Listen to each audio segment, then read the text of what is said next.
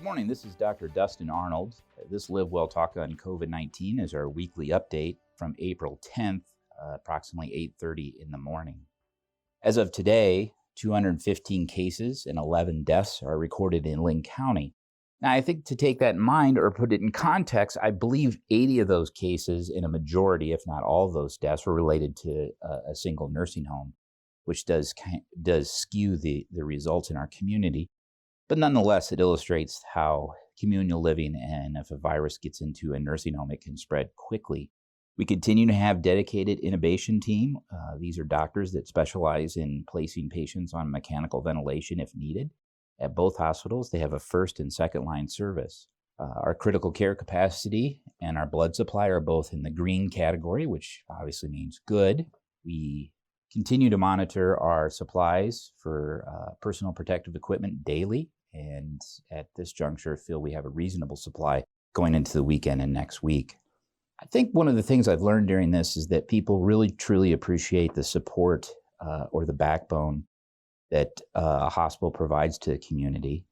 And I think this is really illustrated in the smaller towns, rural hospitals, the impact they have in the community, usually the largest employer in the county. I think St. Luke's, we're number 3 in the city, probably the county. And that does add a degree of stability and a linchpin to the other health services that are on that wheel of the continuum of healthcare. One of the common questions I'm getting I'd like to cover today is the healthcare worker and their family. Many nurses and doctors and therapists and techs are taking care of COVID-19 patients or being exposed potentially to it, but they have to return home to their family. Some team members have selected to stay with alternate housing. There are, I believe, hotel arrangements through some of the big hotel chains for healthcare workers at this time, as well as sleep rooms on campus.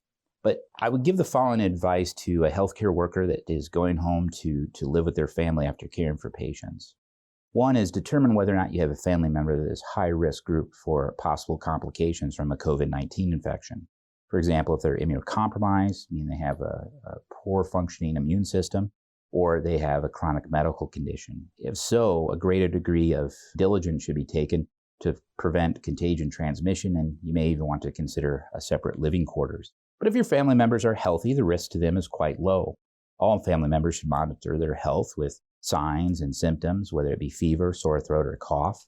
Predominantly, we're seeing headache and myalgias is a common symptom on presentation when the cough may be less or more than the next patient.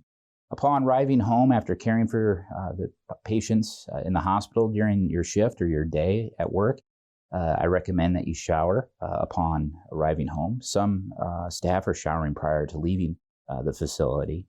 Make sure the shared spaces are well ventilated in your home, your family room, etc. As the weather is getting nicer, it's easier to open the windows. Always practice the 3 C's, even at home. Wash your hands for 20 seconds with warm water and soap. Cover your cough or your sneeze and contain yourself or isolate yourself if indeed you are symptomatic or ill. Do not share eating utensils or other household items. So no communal eating, for example, no buffet-style dining. Maybe individual servings for each family member, and do not share drinking utensils, obviously. Clean high-touch surfaces frequently with bleach or other household cleaners, and do not forget the keyboard. That's a common high-touch surface that we don't think about, and I know mine in my office is filthy. I can't imagine what germs could potentially be cultured off that. If you are symptomatic, you should wear a mask and self-isolate at home and determine whether or not you have a COVID infection by contacting either employee health or your primary care provider. With that, if you've been symptom-free for 72 hours, you're probably not infectious, and you can return to your normal activities of daily living at home, again, practicing the 3 C's and the other advice given above. Another question that I receive sometimes is whether reinfection is possible. It's highly unlikely. There are case reports out of China where a person tested negative upon discharge from the hospital, presented back and was positive. That is probably a false negative, and it's probably a sampling error that they were encountering early on in the Chinese care of the pandemic. Immunity develops at about 14 days, and with antibody testing, we'll learn more about that. And I'm excited that we are working at present about developing convalescent plasma transfusions to people that have recovered from the infection. Bottom line is practice the 3 C's and social isolate when needed. I'm so proud of the dedication, diligence, and courage that our team members have demonstrated.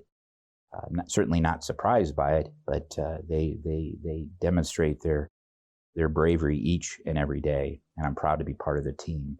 We'll do another COVID-19 update a week from today. In the interim, visit our website at unipoint.org or the Centers for Disease Control and Prevention's website at cdc.gov.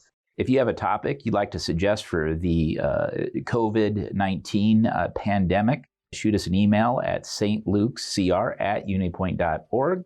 In the meantime, wash your hands, cover your cough, and confine yourself if you're ill, and practice social distancing.